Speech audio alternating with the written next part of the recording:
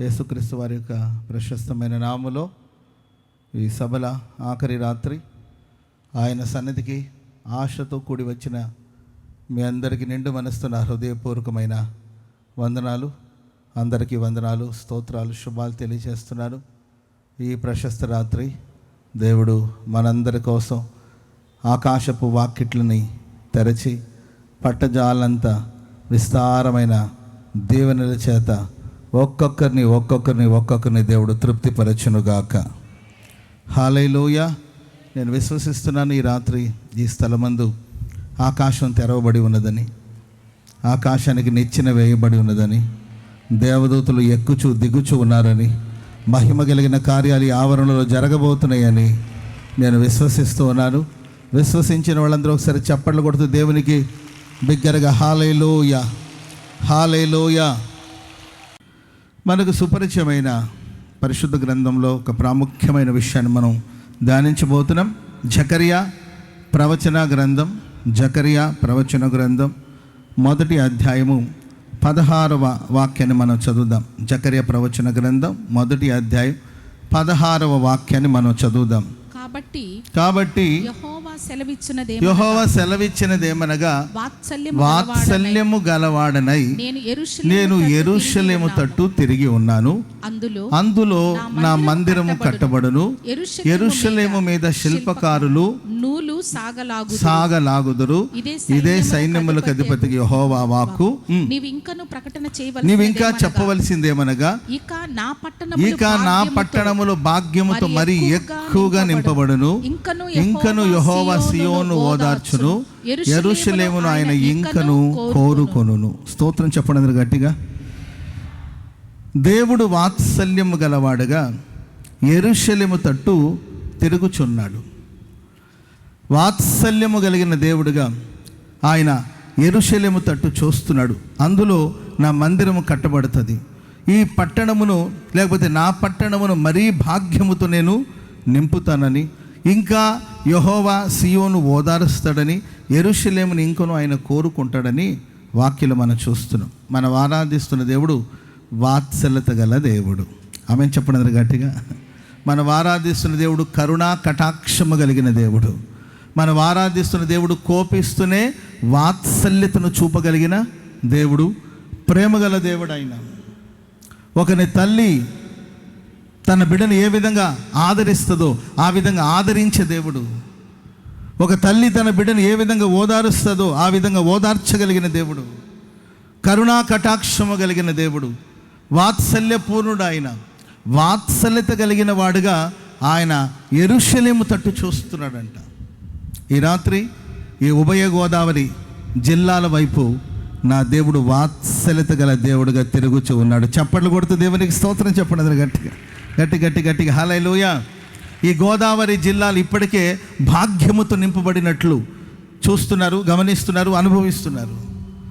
ఒకప్పుడు కరువు, ఒకప్పుడు ఈ పరిసర ప్రాంతంలో విపరీతమైన కరువు ఉంటే విపరీతమైన కరువు, లేకపోతే విపరీతమైన వరదలు.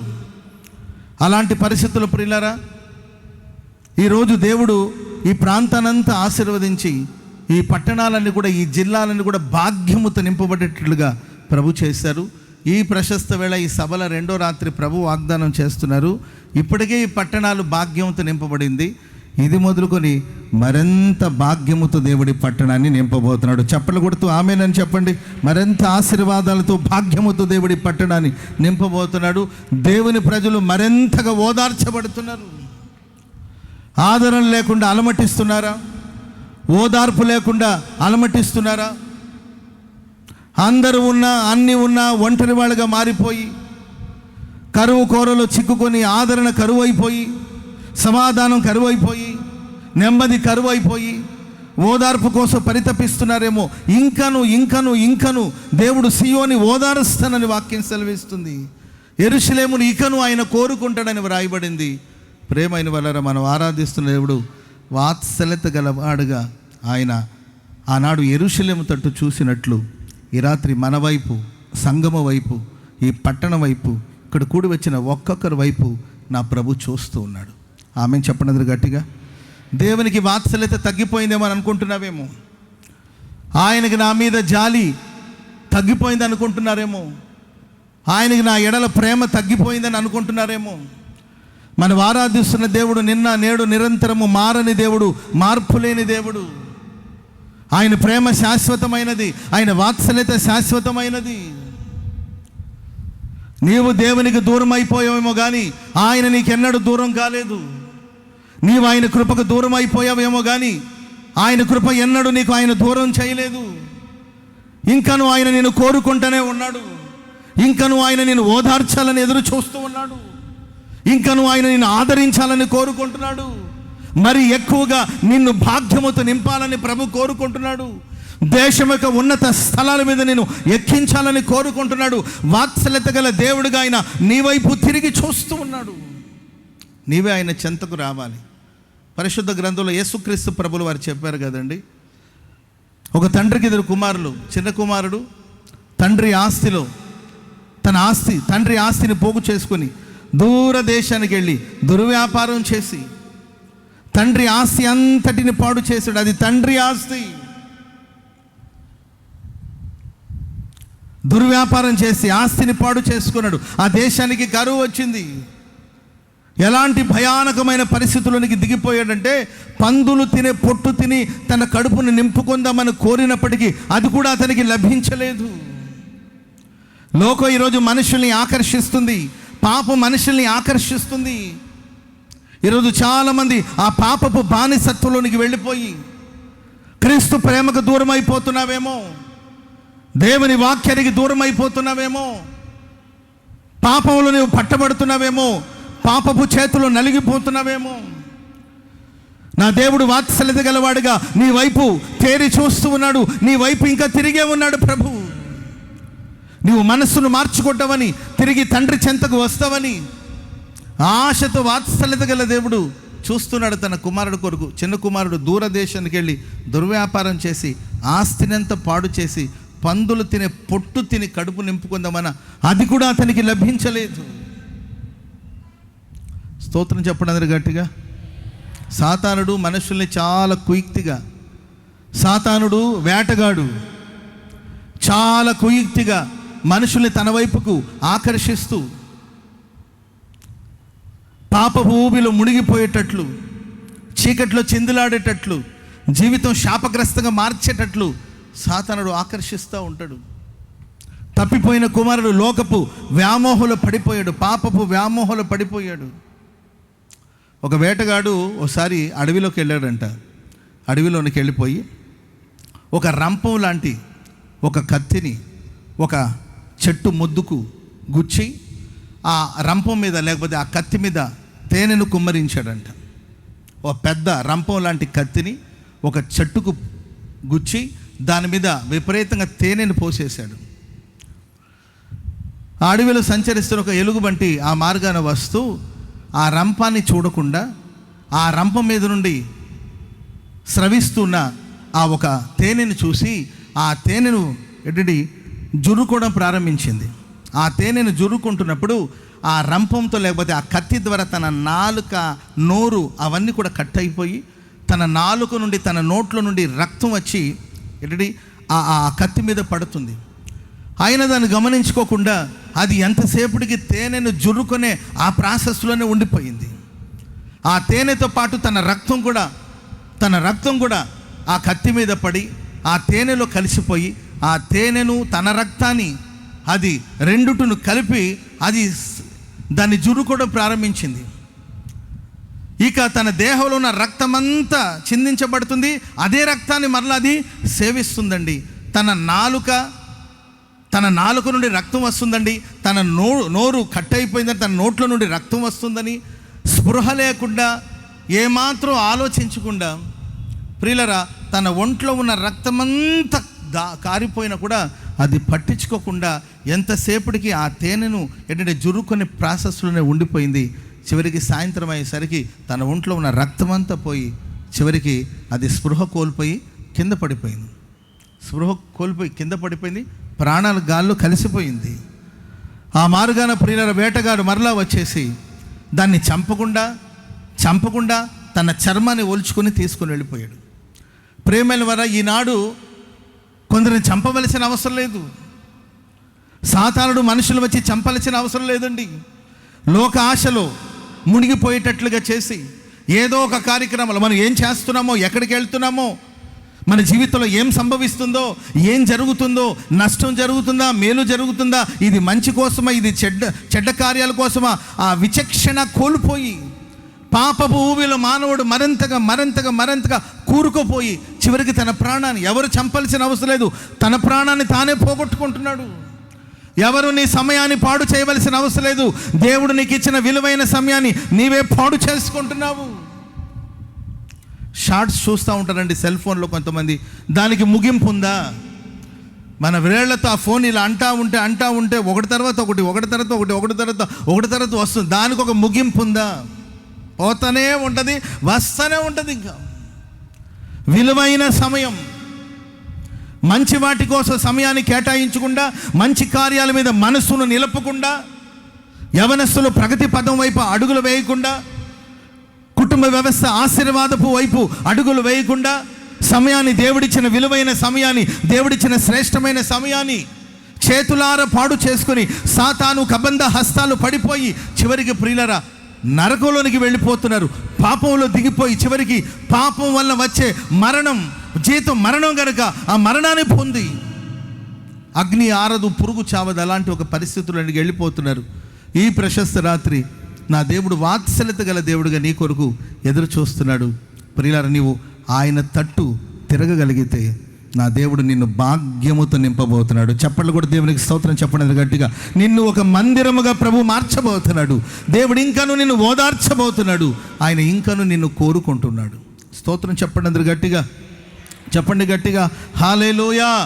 వాత్సల్యత గల దేవుడుగా ఆయన మన వైపు చూస్తున్నాడు. ఎప్పుడైతే చిన్న కుమారుడు బుద్ధి తెచ్చుకొని మనస్సును మార్చుకొని తండ్రి ఇంటికి వచ్చాడు, వెంటనే వాళ్ళ నాన్న ఇంకా అతడు దూరంలో ఉండగానే అతన్ని చూసి పరిగెత్తుకుంటూ వెళ్ళి అతని మెడ మీద పడి అతని ముద్దు పెట్టుకొని ప్రియులరా తన ఇంట్లోకి చేర్చుకొని అతనికి ప్రశస్తమైన వస్త్రాన్ని తొడిగించారు, కాళ్ళకు చెప్పులు తొడిగించారు, అతని వేళ్ళకి ఉంగరం పెట్టించారు. ఇంట్లో గొప్ప విందును చేశాడు తండ్రి. ఆనాడు ఆ తండ్రి ఎదురు చూస్తున్నట్లు ఈ రాత్రి పరలోకపు తండ్రి నీ కొరకు ఎదురు చూస్తున్నాడు. నువ్వు దేవుని వైపు తిరగగలిగితే తన వాత్సల్యతను దేవునికి అనుగ్రహించబోతున్నాడు. చప్పట్లు కొడుతూ దేవునికి స్తోత్రం చెప్పండి. బిగ్గర గట్టిగా హల్లెలూయా చెప్పండి, గట్టిగా హల్లెలూయా. ఒక 2-3 మాటలు వాత్సల్యత గల దేవుడు మన జీవితంలో చేయబోతున్న కార్యాలు ఒక 2-3 మాటలు చెప్తాను. అదే జకర్యా గ్రంథం 2వ అధ్యాయం 5వ వాక్యాన్ని మనం చదువుదాం. జకర్యా ప్రవచన గ్రంథం 2వ అధ్యాయం 5వ వాక్యం. నేను దాని చుట్టూ అగ్ని ప్రాకారముగా ఉందును, నేను దాని మధ్యను నివాసినై మహిమకు కారణముగా ఉందును. ఇదే యెహోవా వాక్కు. ఆయన వాత్సల్యము కలిగిన దేవుడుగా మన తట్టు తిరిగినప్పుడు వాక్యం సెలవిస్తుంది, నేను దాని చుట్టూ అగ్ని ప్రాకారముగా ఉంటాను, నేను దాని మధ్యన నివాసినై మహిమకు కారణముగా ఉందును. ఇదే యెహోవా వాక్కు. మనం ఆరాధిస్తున్న దేవుడు ఆయన వాత్సల్యతను బట్టి మన చుట్టూ అగ్ని ప్రాకారముగా ఉండబోతున్నాడు. స్తోత్రం చెప్పండి గట్టిగా హల్లెలూయా. ఒకడు కొలనూలును పట్టుకొని 2వ అధ్యాయంలో మీరు చదువుకుంటారండి, అక్కడ ఉంటుంది ఆ మాటలు. ఒకడు కొలనూలును పట్టుకొని ఆ యెరూషలేము పట్టణం యొక్క పొడుగు వెడల్పును కొలవాలని చూస్తూ వెళుతుండగా మరొక్క దూత పరిగెత్తుకుంటూ వచ్చి సెలవిచ్చిన మాట ఏంటంటే, ఇదిగో ఈ యెరూషలేమును, ఈ పట్టణాన్ని విస్తారమైన మనుషులతోనూ విస్తారమైన పశువులతోనూ ఈ పట్టణం విస్తరించబడబోతుంది. సుదూర ప్రాంతం వరకు ఈ పట్టణం వ్యాపించబోతుంది. విస్తారమైన మైదానము కలిగిన భూమిగా మారబోతుంది. ఈ ప్రాంతమంతా విశాలపరచబడబోతుందంటే మరి విస్తరించినప్పుడు, విశాలపరచబడినప్పుడు ప్రాకారం ఉండాలి కదా. ప్రాకారం కొరకు కొలనూలు పట్టుకొని కొలవాలి కదంటే కొలవలసిన అవస్థ లేదు. దేశం విశాలపరచబడబోతుంది, యెరూషలేము విస్తరించబడబోతుంది, మనుషులతోనూ పశువులతోనూ పట్టణాలు నింపబడబోతుంది, భాగ్యముతో నింపబడబోతుంది. మరి ఈ పట్టణం యొక్క కాపుదల పరిస్థితి ఏంటంటే దేవుడే ఈ పట్టణము చుట్టూ అగ్ని ప్రాకారముగా ఉండబోతున్నాడు. చెప్పండి కూడా అందరు గట్టిగా, చెప్పండి గట్టిగా హల్లెలూయా. పట్టణానికి చుట్టూ అగ్ని ప్రాకారముగా నేనే ఉండబోతున్నాను. ఇశ్రాయేల్ని కాపాడే దేవుడు కునుకడు, నిద్రపోడు.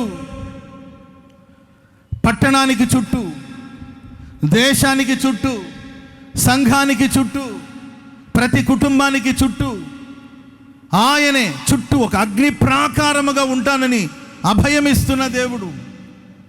దేవుని ప్రియులారా, మన చుట్టూ దేవుడు అగ్ని ప్రాకారముగా ఉండి ఇది మొదలుకొని మనల్ని కాపాడబోతున్నాడు.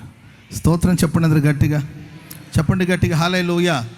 ఒక పట్టణానికి ప్రాకారం ఉండాలి, ఒక ఇంటికి ఒక ప్రాకారం ఉండాలి, సంఘానికి ప్రాకారం ఉండాలి. ప్రియులారా, భూలోకంలో ఉన్న మనుషులు నిర్మించిన ప్రాకారాలు పడద్రోయబడే ప్రమాదాలు ఉంటాయి. ఎంతో అద్భుతంగా పట్టణాన్ని కాపాడుకోవాలని ప్రయత్నిస్తున్నా కూడా, రాత్రంతా కావలి వారు మేలుకొని ఉండి పట్టణాన్ని కాపాడుకోవాలని ప్రయత్నిస్తున్నా కూడా ప్రియులారా, ప్రాకారాలు పడగొట్టబడుతున్నాయి, గుమ్మాలు కాల్చబడుతున్నాయి, అపవాది కుటుంబాలలో జరబడుతూ ఉన్నాడు, సాతానుడు సంఘాల్లో జరబడుతూ ఉన్నాడు. అందుకే దేవుడు అంటున్నాడు, నేను వాత్సల్యత గల దేవుడిని గనుక, నేను మీ తట్టు తిరుగుచున్నాను గనుక, మీ ఎడల నేను వాత్సల్యతను చూపిస్తున్నాను గనుక మీ చుట్టూ నేను అగ్ని ప్రాకారముగా ఉండబోతున్నాను. ఇక ఏ దుష్టుడు నీలో సమీపించకుండా ప్రభువే కాపాడబోతున్నాడు. చెప్పలు కూడా దేవునికి స్తోత్రం చెప్పండి గట్టి గట్టిగా హల్లెలూయా. చెప్పండి గట్టిగా హల్లెలూయా. పాపం మనలోనికి ప్రవేశించకుండా. పరిశుద్ధ గ్రంథంలో మనం ఒక చరిత్ర చూస్తాం. లోతు సొదొమ గొమొర్రా పట్టణంలో నివసిస్తున్న రోజులు అవి. ఆ పట్టణం మీదకి దేవుని యొక్క ఉగ్రత వచ్చింది. అగ్ని గంధకాలతో ఆ పట్టణం, ఆ దేశం తగలబడిపోయే పరిస్థితి. ఆ పట్టణం నుండి సురక్షితంగా వెలుపలికి రప్పించడం కొరకు ఇద్దరు దేవదూతలు లోతు ఇంటికి వెళ్ళినట్లు మనం చూస్తాం. వెళితే లోతు వాళ్ళ ఇంట్లోనికి తీసుకెళ్ళాడు. ఆ ఊరి జనమంతా కూడా వాళ్ళ ఇంట్లో ఇద్దరు మనుషులు ఉన్నారనే సంగతిని తెలుసుకొని వారిని వెలుపలికి రప్పించి అపవిత్రమైన పనులు జరిగించడం కొరకు వారిని వెలుపలికి తీసుకురావాలని వాళ్ళు ప్రయత్నిస్తుండగా లోతు పలు విధాలుగా వాళ్ళకి తెలియచేస్తాడు, మీరు అలాంటి దుర్మార్గమైన పనులు చేయకూడదని చెప్తుంటే వాళ్ళు ఎంతసేపటికి ఒప్పుకోవట్లేదండి. అప్పుడు ఆ ఇంట్లో ఉన్న దేవదూతలు ఏం చేస్తారంటే లోతుని లోపల తీసుకొని తలుపులు మూసివేశారు. కానీ వాళ్ళు తలుపులు పగలగొట్టుకొని, తలుపులు బద్దలు కొట్టుకొని లోపలికి వచ్చి దౌర్భాగ్యంగా, దుర్మార్గంగా ప్రవర్తించడం కొరకు ఆ ఊరి జనమంతా, ప్రియులారా, అది సొదొమ గొమొర్రా పట్టణం, పాపముతో నిండిపోయిన పట్టణం. ఆ పాపం వారి ఇంటి చుట్టూ చేరి వారిని అపవిత్రులుగా మార్చాలని, వారిని పాపములో ముంచాలని, తలుపులు పగలగొట్టుకొని లోపల ప్రవేశించాలని ప్రయత్నిస్తున్నప్పుడు ప్రియులారా, దేవదూతలు లోతును లోపల తీసుకెళ్ళి తలుపులు మూసివేశారండి.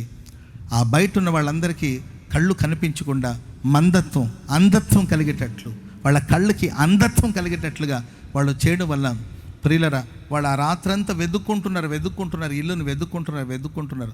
దీని అర్థం ఏంటంటే ప్రియులరా, పాపానికి దేవుడు అంధత్వాన్ని కలుగు చేస్తాడు. పాపం నిన్ను ముంచాలని, పాపం నిన్ను వంచాలని, పాపం నిన్ను ఈడ్చుకు వెళ్ళాలని ఒకళ్ళు ప్రయత్నిస్తుంటే పాపపు కళ్ళకే దేవుడు అంధత్వం కలిగేటట్లు చేస్తాడు. పాపం నేను పట్టుకోవాలని తిరిగి పాపం అలసిపోవాల్సిందే, కానీ పాపం నీ జీవితంలోనికి రాకుండా నా దేవుడు అగ్ని ప్రాకారముగా నిలబడబోతున్నాడు. చెప్పండి కూడా దేవునికి స్తోత్రం చెప్పండి అందరు గట్టిగా హల్లెలూయా. సౌలుని పట్టుకోవాలని దావీదును పట్టుకోవాలని సౌలు పరిగెత్తుతున్నాడు. ఎంత పరిగెత్తినా, ఎంత ప్రయాసపడినా దావీదును పట్టుకోలేకపోయాడు. ఎందుకంటే దావీదుకు దేవుడు ఒక అగ్ని ప్రాకారముగా నిలబడి ఉన్నాడు. దావీదు పక్షాన దేవుడు ఉన్నాడు కనుక ఎప్పటికీ సౌలు వచ్చి దావీదుని సమీపించలేకపోయాడు, దావీదును పట్టుకోలేకపోయాడు, దావీదును నిర్మూలపరచలేకపోయాడు. ఈ రాత్రి ఈ సభకు కూడి వచ్చిన మీ జీవితాలు పాపం మిమ్మల్ని వెంటాడుతుందా? పాపం నిన్ను పడగొడుతుందనే భయం నేను వేధిస్తుందా? ఎక్కడ నేను పాపంలో పడిపోతానేమని భ్రమలో ఉండి భయపడిపోతున్నావా? నా దేవుడు అగ్ని ప్రాకారముగా ఉండబోతున్నాడు. ఏ పాపము, ఏ అపవిత్రత నిన్ను అంటకుండా నా దేవుడు నిన్ను కాపాడబోతున్నాడు. చెప్పలు కూడా మంది గట్టిగా. నీకే కానీ, నీ కుటుంబానికి కానీ, నీ ఆత్మీయ జీవితానికి కానీ పాపం అంటకుండానట్లు, అపవాది సమీపించకుండానట్లు వాడు ఎన్ని తంత్రాలు చేసినా. దైవజులు ఏసన్ గారు ప్రారంభ దినాల్లో సేవ చేస్తున్న ఆ ప్రారంభ దినాల్లో కొంతమంది దైవజులు ఏసన్ గారికి వ్యతిరేకంగా లేచి అన్నని కొట్టాలని, అన్నని ఇబ్బంది పెట్టాలని పలు విధాలుగా ప్రయాసపడుతుండేవారంట. ఒకరోజు దైవజులు ఏసన్ గారు బండిలో వెళ్తున్నారు. ఈ రూట్లో యేసన్న గారు వస్తారని వాళ్ళకి మొత్తం మీద ఎలాగో మెసేజ్ తెలిసిందంట. అందుకే ఆయన వచ్చినప్పుడు దారిలో ఆయన బండి ఆపి ఆయన కొడదామని మంచి కర్రలన్నీ కూడా చేత పట్టుకొని ఆయన వస్తే విపరీతంగా కొట్టి పడేయాలి అని వాళ్ళు ప్లాన్ చేసుకొని అమరావతి రోడ్లో ఎక్కడో కాపు కాశారంటే యేసన్న గారి కోసం. యేసన్న గారు వస్తూ ఉండగా సడన్గా ఆయన బండి ఏదో కొంచెం ప్రాబ్లం వచ్చి బండి ఆపేసి ఆటో ఒకటి ఎక్కేసి ఆటోలో ఆయన వెళుతున్నాడు. ఇక ఆయన కొట్టాలనుకున్న వాళ్ళందరూ కూడా రౌడీలు అనుకుంటున్నాండి. వాళ్ళు సువార్త ప్రకటిస్తున్నాడు, దేవుని మాటలు ప్రకటిస్తున్నాడు, దేవుని పని చేస్తున్నాడని ఆయనకి వ్యతిరేకంగా లేచిన వాళ్ళు, ఆయన సేవ చేయకుండా చేయాలని, సువార్త ప్రకటించకుండా చేయాలని రకరకాలైన అపోహలో వాళ్ళు ఉండి, యేసన్న గారు మత ప్రచారం చేస్తున్నారని అపోహలో ఉండి, ఆయన దేవుని వాక్యాన్ని ప్రకటిస్తున్నాడు, మనుషులకు మంచి చేస్తున్నాడు, మంచి మార్గాన్ని బోధిస్తున్నాడు అనే దాన్ని గ్రహించకుండా ఆయన ఏదో మత ప్రచారం చేస్తున్నాడని పగబట్టి కొంతమంది కాపు కాసి కర్రలతో ఆయన కొట్టాలని దారిలో కాపు కాసి ఉన్నారండి. బండి ఏదో ప్రాబ్లం వచ్చిందంటే యేసన్న గారికి ఆయన బండి అక్కడ పెట్టేసి ఆటో ఎక్కేసి ఆటోలో యేసన్న గారు ప్రయాణం చేసుకుంటూ వెళుతున్నారు. సరే వాళ్ళకి డౌట్ వచ్చి ఆయన బండిలో వస్తాడో లేదని అటు వచ్చే వెహికల్స్ అంతా చెక్ చేస్తూ ఉన్నారంట, దాంట్లో యేసన్న గారు ఉన్నారేమో అని. యేసన్న గారు ఒక ఆటో ఎక్కి ఆ మార్గాన్ని వెళుతున్నారు. అన్నున్న ఆటో కూడా వాళ్ళు ఆపారంటండి. ఆటోలో చాలామంది ఉన్నారు. వాళ్ళలో ఒక తల్లి ఒక బిడ్డ ఏడుస్తూ ఉంటే ఓదార్చలేక సముదాయించలేక ఆమె అల్లాడిపోతూ ఉంటే అప్పుడు యేసన్న గారు ఇటీయమ్మ నేను పట్టుకుంటానని చెప్పి ఆ చిన్న బిడ్డను తీసుకుని యేసన్న గారు ఒళ్ళో పెట్టుకున్నాడంట. అన్న చేతిలోకి వచ్చేసరికి ఆ పాప ఏడవడం మానేసిందంట. అన్న కూడా అలాగే ఒళ్ళో పెట్టుకున్నాడు. ఇక వెళుతూ ఉండగా యేసన్న గారు ఉన్న ఆటోను కూడా ఆపారంట. తొంగి చూశారంట, యేసన్న అన్నవాడి ఆటోలో ఉన్నాడని తొంగి చూశారంటే యేసన్న గారు ఆటోలోనే ఉన్నారంటండి. వాళ్ళలో ఒక డౌట్ వచ్చి ఈయనమ్మ యేసన్న గారు అంటే ఈయన ఎందుకు అవుతాడు యేసన్న గారు? యేసన్న గారు పెళ్లి కాలేదు కదా, ఈయన ఒళ్ళలో ఒక చంటి బిడ్డ ఉంది కాబట్టి ఈయన కాదు, కానివ్వండి అని పంపించే. యేసన్న గారు కూడా తెలియదంట. ఆ తర్వాత రోజు యేసన్న గారికి తెలిసిందంట. ఏమనంటే నేను కొట్టాలని దారిలో వాళ్ళు కర్రలన్నీ పట్టుకొని కాపు కాశారంటే, ఓహో రాత్రి ఆటో ఆపింది వాళ్ళే కదా, మరి ఏది నాకు ఏ హాని చేయలేదంటే దైవ సేవకుల చుట్టూ దేవుడు అగ్ని ప్రాకారముగా నిలబడినాడు. చెప్పలు కూడా మొదలు గట్టిగా, శత్రువులకి అంధత్వం కలిగేటట్లుగా స్తోత్రం చెప్పండి గట్టిగా, చెప్పండి గట్టిగా హల్లెలూయా. ఎలీషాని పట్టుకోవాలని వచ్చారండి. ఎలీషాకు వ్యతిరేకంగా క్రియ చేయాలని వచ్చారు. వాక్యం సెలవిస్తుంది, పనివాడు కలవరపడుతున్నాడు, తొందరపడుతున్నాడు, దేవా వీడు చూచినట్లుగా ఇతని కన్నులు తెరవండి. అంధత్వం అనేది దేవుని బిడ్డలకు కాదు. దేవుని బిడ్డల మనోనేత్రాలు వెలిగించబడాలి.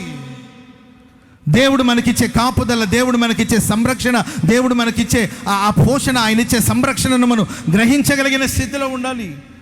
కానీ ఎలీషా పనివాడు కలవరపడుతున్నాడు, తొందరపడుతున్నాడు, దేవా వీడు చూచినట్లుగా ఇతని కన్నులు తెరవమని ఎలీషా ప్రార్థన చేసినప్పుడు ఎలీషా చుట్టూ అగ్ని రథాలు ఉన్నాయి, ఎలీషా చుట్టూ పర్వతాలు ఉన్నాయి, ఎలీషా చుట్టూ అగ్ని రథాలు గుర్రాలతో ఎటువంటి ఒక అద్భుతమైన సంరక్షణ.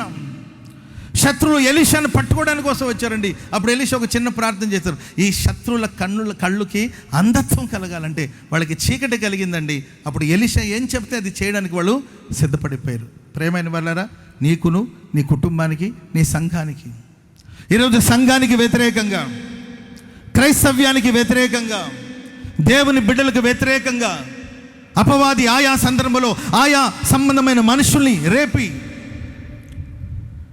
సంఘానికి హాని జరగాలని, దైవ సేవకులకి హానిని తలబెట్టాలని, నీ కుటుంబానికి హానిని తలబెట్టాలని ఒకవేళ శత్రు క్రియ చేస్తున్నాడేమో, నీ చుట్టూ దేవుడు అగ్ని ప్రాకారముగా నిలబడబోతున్నాడు. చెప్పలు కూడా మంది గట్టిగా గట్టిగా హల్లెలూయా. ఆనాడు సంహారుడు జ్వరబడాలని ప్రయత్నిస్తున్నాడు. ఐగుప్తు దేశమంతా సంచరిస్తూ జ్వరబడాలి,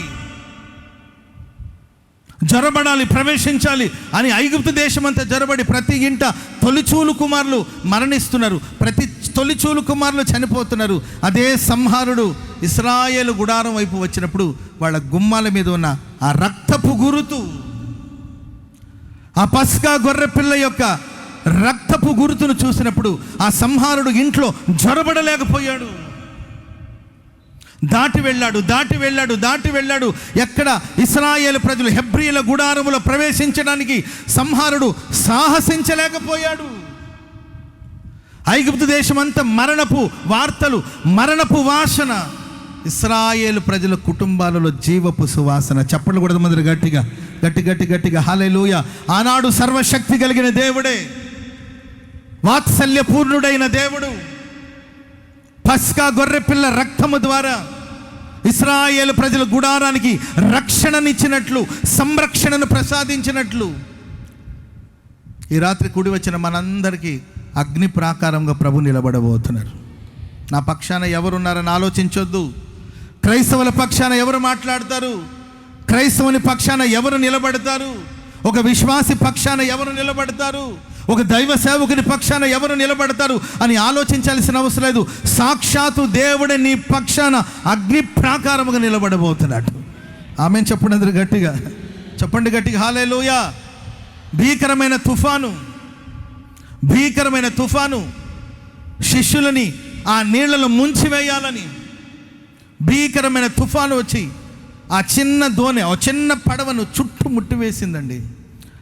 అద్దరికి వెళ్ళలేని పరిస్థితి. కొన్నిసార్లు జీవితంలో మనం చూడండి, కొంతకాలం ప్రయాణం చేసి వచ్చాం, మధ్యలో నడి సముద్రంలో మన జీవితం కొనసాగించబడుతున్నట్టు అనిపిస్తుంది. కొన్నిసార్లు ఆ తీరానికి వెళ్ళలేము, ముందుకు వెళ్ళలేము, వెనక్కి వెళ్ళలేము. ఈ రాత్రి నీ జీవితం అలాంటి పరిస్థితులు ఉన్నాయా? ముందుకు వెళ్ళే శక్తి లేదు, ముందుకు వెళ్ళే శక్తి లేదండి, వెనకొచ్చే ధైర్యం లేదు. నడి సముద్రంలో నీ జీవితాన్ని ముంచివేయాలని వచ్చిన ఆర్థిక ఇబ్బందులు కావచ్చు, వచ్చిన అవమానాలు కావచ్చు, పిల్లల విషయంలో జరిగిన పోరాటాలు కావచ్చు, సమాజంలో మనం ఎదుర్కొంటున్న సమస్యలు కావచ్చు, దేహంలో కలిగిన అనారోగ్యం కావచ్చు, ఆ రోగంలో అనారోగ్యంలో ముందుకు వెళ్ళలేక వెనక్కి రాలేక వైద్యం చేయించుకోకూడదా? ఒకవేళ వైద్యం చేసినా కూడా బతుకుతారో లేదో డాక్టర్లు కన్ఫామ్గా చెప్పలేకపోతున్నారు. కొన్నిసార్లు వైద్యం చేయించుకొని కూడా బ్రతకలేని పరిస్థితి. నడి సముద్రంలో ఒకవేళ నీ జీవితం నిలిచిపోయిందేమో, మిగిలిపోయిందేమో, కలవరపడొద్దండి. ఏలినవాడా మేము నశించిపోతున్నట్టే యేసు ప్రభు లేచి, ఎందుకరా కంగారు పడతారు అని యేసు ప్రభు లేచి ఆ గాలికి ఎదురుగా నిలబడ్డాడండి. గాలిని గద్దించాడు, గాలి ఆగిపోమ్మని, సముద్రమా నిమ్మళమైపోమ్మని ఆయన లేచి నిలబడండి. తన శిష్యులకి, తన సేవకులకి తుఫానుకు మధ్యలో యేసయ్య ఒక ప్రాకారం లాగా నిలబడ్డాడు. చప్పట్లు కూడా అందరూ గట్టిగా హల్లెలూయా. గాలి అణిగిపోయింది, సముద్రం నిమ్మళమైపోయింది, దోణి తీరాన్ని చేరింది. స్తోత్రం చెప్పండి అందరూ గట్టిగా. ఈ రాత్రి ఏ ఆపదలు మిమ్మల్ని వెంటాడుతుందో, ఏ సమస్యలు మిమ్మల్ని వెంటాడుతుందో, ముందుకు వెళ్ళలేక వెనక్కి రాలేక సమస్యలు చిక్కుకొని అల్లాడిపోతున్నారు, ప్రభు నీ పక్షాన నిలబడబోతున్నాడు, ప్రభు ప్రాకారముగా నిలబడబోతున్నాడు. గెత్సెమనే తోటలో యేసు ప్రభుని పట్టుకోవడానికి సైనికులందరూ వచ్చారు. యేసు ప్రభుని పట్టుకోవడానికి యేసు ప్రభు శిష్యుడైన యూదా ఇస్కరియోతు ముద్దు పెట్టి యేసు ప్రభుని అప్పగించాడు. యేసు ప్రభునే కాకుండా శిష్యులందరూ కూడా వాళ్ళు పట్టుకోవాలని ప్రయత్నిస్తున్నప్పుడు యేసు ప్రభు అడిగారు, మీరు ఎవరిని వెతుకుతున్నారు? మేము యేసుని వెతుకుతున్నాం. నేనే యేసుని, నన్ను పట్టుకోండి, వీళ్ళని పోనివ్వండి. స్తోత్రం చెప్పండి అందరూ గట్టిగా. నన్ను పట్టుకోండి, వీళ్ళని పోనివ్వండి. మీకు కావలసింది నేను కాబట్టి నన్ను పట్టుకోండి, వీళ్ళని పోనివ్వండి. ఆయన శిలువ మరణాన్ని పొందే సమయంలో కూడా, ఆయన శిలువకు చేరే సమయంలో కూడా తన శిష్యులకి అద్భుతమైన కాపుదలను ప్రసాదించాడు. సైనికులకి శిష్యులకి మధ్యలో ఒక ప్రాకారముగా, ఒక అగ్ని ప్రాకారముగా ప్రభు నిలబడ్డాడు. ఈ రాత్రి పాపము నీ జీవితంలో ప్రవేశించకుండా, సంహారుడు నీ జీవితంలో సమీపించకుండా, నీ జీవితంలో ప్రవేశించకుండా, ఆపదలు నీ జీవితంలో ప్రవేశించకుండా, అపాయాలు నీ జీవితంలో ప్రవేశించకుండా, నేను ఆరాధిస్తున్న దేవుడు నీకును నీ కుటుంబానికి చుట్టూ ఒక ప్రాకారంలాగా, ఒక అగ్ని ప్రాకారంగా ప్రభు నిలబడబోతున్నాడు. హల్లెలూయా. ఎందుకయ్యా మా మీద నీకు ఇంత జాలి, ఎందుకయ్యా ఇంతగా నీవు మమ్మల్ని కాపాడుతున్నావంటే ఆయన అంటే, నేను వాత్సల్యత కలిగిన దేవునిగా నీ వైపు చూస్తున్నాను, ఇక నేనే నీకు ప్రాకారముగా ఉండబోతున్నాను. స్తోత్రం చెప్పండి అందరూ గట్టిగా, చెప్పండి గట్టిగా హల్లెలూయా. 144వ కీర్తనలో దావీదు ఇలా చెప్తాడు, చదవండి. 144వ కీర్తన మొదటి వాక్యం. 144. నాకు ఆశ్రయదుర్గమైన యెహోవా సన్నుతించబడును గాక. నా చేతులకు యుద్ధమును, నా వేళ్లకు పోరాటమును నేర్పు. నాకు ఆశ్రయదుర్గమైన యెహోవా, ఆయనే నాకు దుర్గము, ఆయనే నాకు ప్రాకారము, నాకు ఆశ్రయదుర్గమైన దేవుడు ఆయన. చదవండి 11వ వచనం కూడా చదవండి. 144, 11. మా కొట్లు నింపబడి 11వ వచనమమ్మ. నన్ను తప్పింపుము, అన్యుల చేతి నుండి నన్ను విడిపింపుము. వారి నోరు వట్టి మాటలాడుచున్నది, వారి కుడి చెయ్యి అబద్ధముతో కూడి ఉన్నది. నన్ను తప్పించు ప్రభువా, అన్యుల చేతుల నుండి నన్ను విడిపించండి. వారి నోరు వట్టి మాటలాడుచున్నది, వారి కుడి చెయ్యి అబద్ధంతో. ఆయనే మనకు ఆశ్రయ దుర్గమై ఉన్నప్పుడు కొందరు నోరు వట్టి మాటలతో నిండి ఉంటుందండి, వారి చేతులు అబద్ధాలతో నిండి ఉంటుంది. ఆ అబద్ధాలు లేకపోతే ఆ ఒట్టి మాటలు నీ జీవితంలో ప్రవేశించకుండా ఆయనే దుర్గమై ఉండి, ప్రాకారమై ఉండి నిన్ను కాపాడబోతున్నాడు. చెప్పండి కూడా అందరూ గట్టిగా. మనుషులు కొందరు వట్టి మాటలు. ఏ మాటలండి చెప్పాలి? మాటలు వచ్చా మీకు? చెప్పండి. రాజమండ్రి వాళ్ళకి మాటలు ఎక్కువే. చెప్పండి, మాటలు వచ్చా? ఒట్టి మాటలు, పనికి వచ్చే మాటలు కొందరి దగ్గర ఉండదు. ఒట్టి మాటలు. ఒక నలుగురు ఉన్నారండి, ఒక నలుగురు ఐదుగురు అడుక్కొని తినేవాళ్ళు, భిక్షం ఎత్తుకునేవాళ్ళు కొంతమంది ఉన్నారు. వాళ్ళు ప్రతిరోజు వాళ్ళకి సాయంకాలం అయితే ఒక షెల్టర్ ఉంటుందండి, అక్కడికి వెళ్ళి ఒక పాడుబడిన ఒక స్థలంలో, ఒక పాడుబడిన ఇంటి దగ్గర సాయంత్రం అయిపోతే ఒక 10 మంది అడుక్కునే వాళ్ళందరూ వెళ్ళి అక్కడ కూర్చుంటారంట. ఇక కూర్చొని అక్కడక్కడ అడుక్కొచ్చుకున్నంత శుభ్రంగా తిని, అక్కడిక్కడ పైసలు గీసుంటే కొంచెం మందు దాగేసి ఏంటండి శుభ్రంగా వాళ్ళందరూ పడుకుంటే ఆ పైన ఆ స్లాబ్ అంతా పాడైపోయింటుందండి.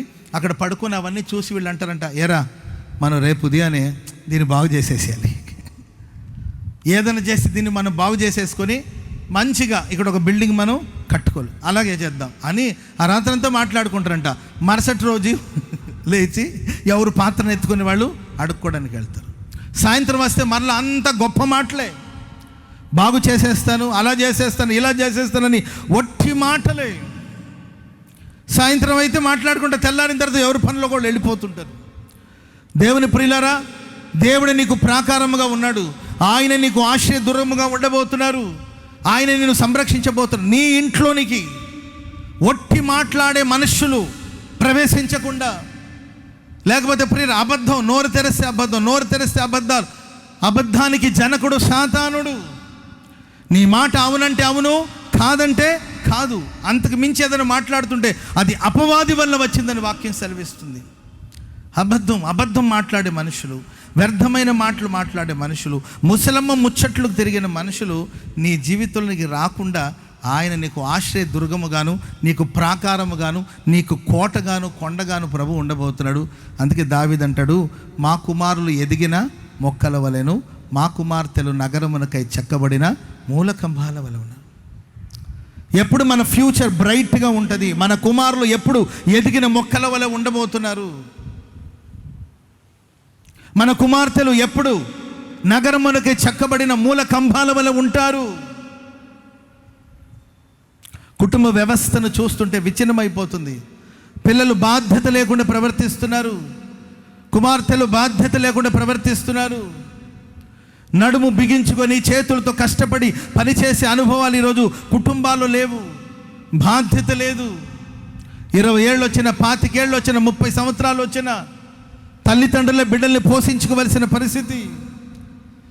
యవనస్సులు, కుమారులు ఎదిగిన మొక్కల వలె ఉండాలి, బలమైన వ్యక్తిత్వం ఉండాలి, బలిష్టమైన ఆలోచనలు ఉండాలి, బలమైన ఆలోచనలు ఉండాలి. అలాంటి ఆలోచన ఈరోజు కుటుంబాలు లేవు. 10th క్లాస్ ఫెయిల్ అయితే సూసైడ్ చేసుకుంటారంట, ఇంటర్ ఫెయిల్ అయిపోతే సూసైడ్ చేసుకుంటారంట, ఎవరో ఏదో అన్నారని సూసైడ్ చేసుకుంటున్నారు, ఎవరు ఒక మాట అనకూడదు, ప్రేమలో ఫెయిల్ అయ్యారంటే అందుకొరకు ప్రాణం తీసేసుకుంటున్నారు. భార్య వల్ల ఏదో ఒక చిన్న సమస్య వచ్చింది, ప్రాణాలు తీసేసుకుంటున్నారు. భర్త వల్ల ఏదో ఒక చిన్న సమస్య వచ్చింది, వింత విషయాలు, విచిత్రమైన విషయాలు లోకంలో మనం వింటున్నాం. పెళ్లి చేసుకుందామని అనుకున్నారు, పెద్దలందరూ ఒప్పుకున్నారు, నిశ్చితార్థం కూడా, ఎంగేజ్మెంట్ కూడా అయిపోయిందంట. ఆ తర్వాత ఇంకొంతకాలంలో వివాహం ఉంది. కానీ ఆ కుర్రోడు ఫోన్ చేసి నిన్ను పెళ్లి చేసుకోండి, నాకు ఇష్టం లేదు, నా తల్లిదండ్రులు బలవంతం చేశారు కనుక నిశ్చితార్థం వరకు నేను వచ్చాను, నీతో మాట్లాడాను, దయచేసి నేను నిన్ను పెళ్లి చేసుకున్నాను అన్నాడంట. ఇక దానికే ఆమె వేదన పడిపోయి బాధపడి ప్రపంచంలో ఆయన కాకపోతే ఇంకెవరు లేనట్టు దానికోసమే ప్రాణాలు కోల్పోవాలా? పెళ్ళే జీవితమేనా?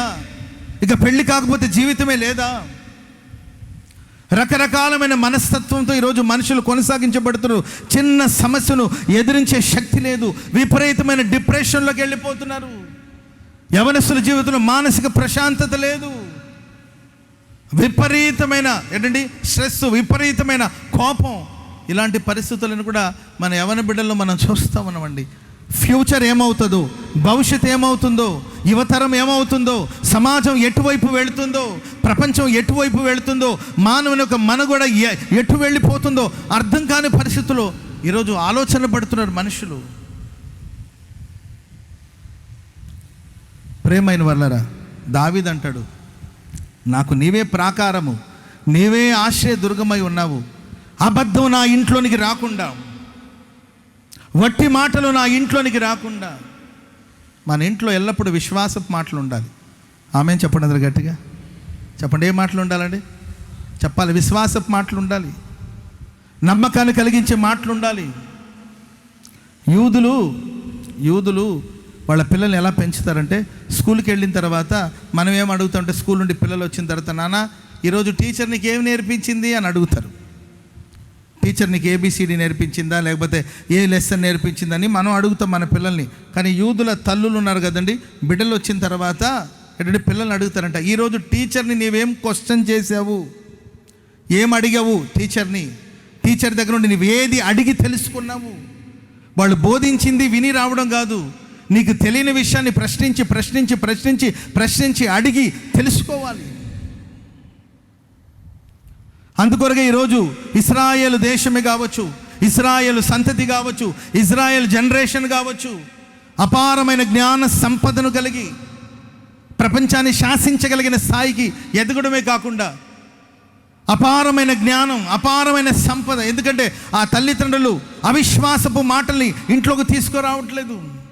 విశ్వాసపు పలుకు చిన్నప్పటి నుండి పిల్లల్ని అబద్ధాలతో పెంచకుండా, అబద్ధాలు చెప్పి మనం ఏమంటామంటే అబద్ధాలతో పెంచుతుంటాం. మనం కొన్నిసార్లు అటెళ్ళొద్దు బూచోడు ఉన్నాడు, ఏడున్నాడు బూచోడు, అసలు ఈమెన చూసిందంటే బూచోడిని, అటెళ్ళొద్దు బూచోడు ఉన్నాడు, అన్ని అబద్ధాలే. అటెళ్ళొద్దు మీ నాన్న కొడతాడు, వాళ్ళ నాన్నకు ఆయనకి అసలు సబ్జెక్టే తెలియదు అనమాట. అంత వాళ్ళ నాన్న మీద వేస్తూ ఉంటుంది. మీ నాన్న ఊరుకోడు, మీ నాన్న ఒప్పుకోడు, మీ నాన్న తిడతాడని నాన్ని విలన్గా చేసేది తల్లులే. Happy mothers day. హల్లెలూయా. పాపం ఆయనకి కొన్ని ఇంట్లోకి మనం వెళ్ళుంటాం కదండి, పాపం ఆయనకి వాళ్ళ పిల్లలు ఏం చదువుతుంటారో కూడా తెలియదు అనమాట.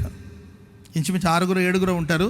అన్న పెద్దోడు ఏం చదువుతారు, ఏంట్రా నీవు చదివేదని అడుగుతారు. పాపం ఆయనకి తెలియదు. పాపం పేర్లు కూడా పాపం ఏం పెట్టుకోవాలో అర్థం కాకుండా పెద్ద శామ్యాలు, చిన్న శామ్యాలు, అర్థమైందండి.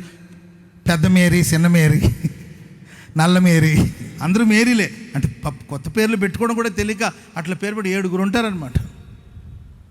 కుటుంబాన్ని అబద్ధాలతో నింపుతున్నావా? మీ నాన్న ఊరుకోడు, మీ నాన్న ఒప్పుకోడని ఇలా అబద్ధాలతో పెంచి పోషించడం కాదు. నీ ఇంటికి దేవుడు ఇది మొదలుకొని ప్రాకారముగా ఉండబోతున్నాడు. అబద్ధాలు నీ ఇంట్లో ఇక ప్రవేశించదు. వట్టి మాటలు నీ ఇంట్లోనికి ప్రవేశించదు. నీ కుటుంబ చుట్టూ దేవుడు అగ్ని ప్రాకారంగా ఉంటే అప్పుడు నీ కుటుంబం, నీ పిల్లలు, రాబోయే జనరేషన్ అంతా కూడా కుమారులు ఎదిగిన మొక్కల వలెను, కుమార్తెలు నగరమునకై చెక్కబడిన మూల కంబాల వలె ఉండబోతున్నారు. చెప్పండి కూడా మందరు గట్టిగాను హుషారుగా ఒకసారి చప్పట్లు కొట్టండి. బాధ్యత కలిగిన ఆడపిల్లల్ని, బాధ్యత కలిగిన బరువు మోయగలిగిన వాళ్ళని, బాధ్యత కలిగిన ఆడపిల్లల్ని దేవుడు అనుగ్రహించబోతున్నాడు. బలమైన వ్యక్తిత్వం కలిగిన మగపిల్లల్ని దేవుడు అనుగ్రహించబోతున్నాడు. మీ కుటుంబాన్ని దేవుడు ఆశీర్వదించబోతున్నాడు. మీ కుటుంబాన్ని దేవుడు సంరక్షణ అనుగ్రహించబోతున్నాడు. హల్లెలూయా. అప్పుడు మనం గుమ్మములు మన శత్రువులతో వాదించవచ్చు. ఆమెన్ చెప్పండి అందరూ గట్టిగా. వాక్యం సెలవిస్తుంది, నేను వాత్సల్యము గల దేవుడిగా యెరూషలేము తట్టు తిరుగుచున్నాను. నేను యెరూషలేము తట్టు తిరిగినప్పుడు నేనే ఆ యెరూషలేము చుట్టూ అగ్ని ప్రాకారముగా ఉండబోతున్నాను. అగ్ని ప్రాకారంగా ఉంటే పాపం లోపలికి రానికుండా దేవుడు కాపాడుతాడు. సంహారకుడు జ్వరబడకుండా దేవుడు కాపాడుతాడు. అబద్ధాలు, ఒట్టి మాటలు, అసహ్యమైన కార్యాలు, నీచమైన కార్యాలు మన జీవితంలో ప్రవేశించకుండా ప్రభు కాపాడునుగాక. ఇంకొక మాట కూడా చెప్తాను, చదవండి. లూకాసు వార్త మొదటి అధ్యాయము 79వ వచనం చదవండి. లూకాసు వార్త మొదటి అధ్యాయం 79వ వచనం. మన దేవుని మహావాత్సల్యమును బట్టి చదవండి మా. వారి పాపములను క్షమించుట వలన తన ప్రజలకు రక్షణ జ్ఞానం ఆయన రక్షణ జ్ఞానమును ఆయన అనుగ్రహించునట్లు ఆయన మార్గాన్ని సిద్ధపరచుట కొరకై నీవు ప్రభువుకు ముందుగా నడుతువు మన పాదములను సమాధాన మార్గములోనికి నడిపించినట్లు చీకట్లోను మరణ ఛాయలను కూర్చుండు వారికి వెలిగించుటకై ఆ మహావాత్సల్యతను బట్టి పైనుండి మనకు అరుణోదయ దర్శనమును ఆ మహావాత్సల్యతను బట్టి మనకు రక్షణ జ్ఞానం కలుగునట్లుగాను, మన పాదములు సమాధానపు మార్గంలో నడిపించబడినట్లుగాను, చీకట్లోను మరణ ఛాయలను కూర్చుండు వారికి వెలిగించుటకై ఆ మహావాత్సల్యమును బట్టి పైనుండి ఆయన మనకు అరుణోదయ దర్శనం అనుగ్రహించాడు. స్తోత్రం చెప్పండి గట్టిగా. ఆయన వాత్సల్యత మనకు, ఆయన ప్రజలైన ఆయన జనులమైన మనకు రక్షణ జ్ఞానాన్ని ప్రసాదిస్తుంది. ఆమెను చెప్పండి గట్టిగా. ఆయన వాత్సల్యత గల దేవుడిగా మనకు రక్షణ జ్ఞానాన్ని ప్రసాదించబోతున్నాడు. అంతేకాదండి, మన పాదములు సమాధానపు త్రోవల ప్రభు నడిపించబోతున్నాడు. ఆయన ఎవరిడెలా వాత్సల్యతను చూపిస్తాడో వారి పాదాలు సమాధానపు త్రోవలో నడిపించబడుతుంది. తన ప్రజలకు దేవుడు రక్షణ జ్ఞానాన్ని ప్రసాదిస్తాడు. తన జనముగా ప్రభు మార్చుకుంటాడు. తన స్వకీయ సాంపద్యముగా ప్రభు మార్చుకుంటాడు. తన జనులకు దేవుడు రక్షణ జ్ఞానాన్ని ప్రసాదిస్తాడు. మన పాదములను ఆయన సమాధానపు త్రోవలో నడిపిస్తాడు. ఆమెను చెప్పండి గట్టిగా. కలహప్రియుని యొద్ద నేనున్నాను, నేను కోరినది సమాధానమే. ఆయన వాత్సల్యత మనకు రక్షణ జ్ఞానాన్ని, రక్షణ సంతోషాన్ని ప్రసాదించడమే కాకుండా సమాధానపు త్రోవలో ప్రభు మనల్ని నడిపిస్తాడు. ఆమెను చెప్పండి గట్టిగా. ఎవరికి ఆశీర్వాదాలు అని మనం చూస్తే ఆయన జనులకు. ఎవరిడెలా దేవుడు వాత్సల్యతను చూపిస్తాడు, ఎవరికి పైనుండి అరుణోదయ దర్శనం కలుగుతుంది అని మనం చూస్తే తన జనులకు రక్షణ జ్ఞానం అనుగ్రహించబడాలి. తన ప్రజలైన వారు సమాధానపు త్రోవలు వారి పాదాలు నడిపించబడాలి. తన జనం, ఆయన సొత్తు, ఆయన స్వకీయ సాంపద్యముగా మనం మారాలి. లోకలో కూడా ఒక గుంపు ఉన్నారు, లోకలో ఒక జనం ఉన్నారు. ఆ జనం వాళ్ళు ఎలా ఉంటారంటే ప్రియుల వాక్యం సెలవిస్తుంది, ఆ దినాలు నోవాహు దినములు ఉన్నట్లుగా ఉంటుందంట. ఆ జనులు ఏం చేస్తారంటే తినుటకు త్రాగుటకు కూర్చుండి ఏంటండి పెళ్లి చేయడానికి, పెళ్లికి ఇవ్వడానికి అలాంటి కార్యక్రమాలు కొనసాగించబడదు. జలప్రళయం వచ్చేంత వరకు తినుచు త్రాగుచు సుఖించుచు లౌకికమైన కార్యక్రమాలు కొనసాగించబడుతున్న జనాలు వాళ్ళు. వారి పాదాలు సమాధానపు త్రోవలో నడవదు. వారికి రక్షణ జ్ఞానం అనుగ్రహించబడలేదు. వారు దేవుని వాత్సల్యతను పొందుకోలేకపోయారు. ఎవరికి ఆయన వాత్సల్యత, ఎవరికి ఆయన రక్షణ జ్ఞానం, ఎవరికి సమాధానపు త్రోవ అంటే ప్రియులారా ఆయన జనులుగా మనం మారాలి. ఆమెను చెప్పండి గట్టిగా. హల్లెలూయా. అంత్య దినాల్లో మనుషులు జలప్రళయం వస్తుందనే జ్ఞానం ఆనాడు ప్రజలకు ఏ విధంగా లేదో నేడు కూడా మనుషులు రాబోయే కాలాన్ని గురించిన ఒక ప్రకటన లేదు, ఒక దైవ భయం లేదు. ఎంతసేపటికి తినడం త్రాగడం, మత్తులో ఉండడం, తిండి వలన మత్తు వలన ఐహిక విచారం వల్ల మనుషులు మందముగా ఉన్నప్పుడు ఆ దినము అకస్మాత్తుగా వస్తుందని వాక్యం హెచ్చరిస్తూ ఉంది. ఎంతసేపటికి భౌతికమైన కార్యక్రమాలు, భూ సంబంధమైన కార్యక్రమాలు. ఆనాడు నోవాహు దేవుని గురించి ప్రకటిస్తున్నా, ప్రళయాన్ని గురించి ప్రకటిస్తున్నా, నీతి మార్గాన్ని బోధిస్తున్నా ప్రజలు దానికి చెవి యొగ్గలేదు, దేవుని వైపు తిరగలేదు, మనస్సును మార్చుకోలేదు. హఠాత్తుగా వాళ్ళ మీదకి ప్రమాదం వచ్చి పడింది. ప్రియమైన వాళ్ళరా, ఈరోజు మనం ఆయన జనమైతే, ఆయన ప్రజలమైతే ఆయన వాక్కులకు లోబడుతున్నామా, ఆయన మాటలకు లోబడుతున్నామా, ఆయన వాక్యానుసారంగా జీవిస్తున్నామా? ఆయన మాటలు మనం లోబడగలిగితే దేవుడు మనకు రక్షణ జ్ఞానాన్ని ప్రసాదిస్తాడు. సమాధానపు త్రోవల దేవుడు మనల్ని నడిపిస్తాడు. ఆమెను చెప్పండి గట్టిగా. బాధాకరమైన విషయం, వేదనకరమైన విషయం ఏంటంటే ఈరోజు చాలామంది జీవితంలో సమాధానపు స్థితి లేదు. బైబిల్ చెప్తుంది, ఎవని మనస్సు నీ మీద ఆనుకొనునో వానిని పూర్ణ శాంతి గలవానిగా నీవు కాపాడుతావు.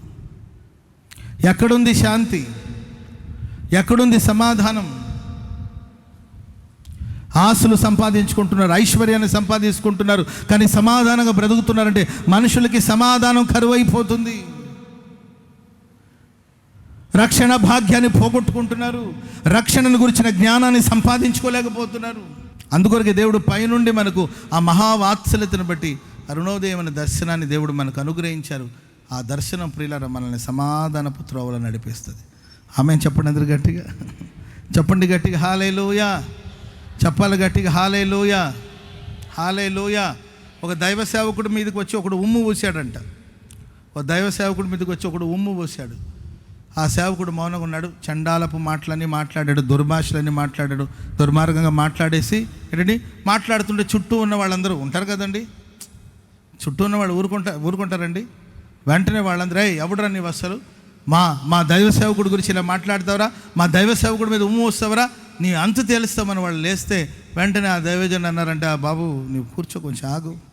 స్తోత్రం చెప్పడం గట్టిగా. సమాధానపరచువారు ధన్యులు, వాళ్ళ దేవుని కుమారులు అనబడతారు. ఆమెను చెప్పడం గట్టిగా. ఆయన ఉమ్మూసింది నా మీద కదా, నీవు కూర్చో బ్రదర్ కూర్చో అంటుంటే, లేదన్నా ఒక మాట అనండి వాడు అంతు తెలుస్తా అని, లేదు నీవు కూర్చో బ్రదర్ కూర్చుండి పెట్టారు.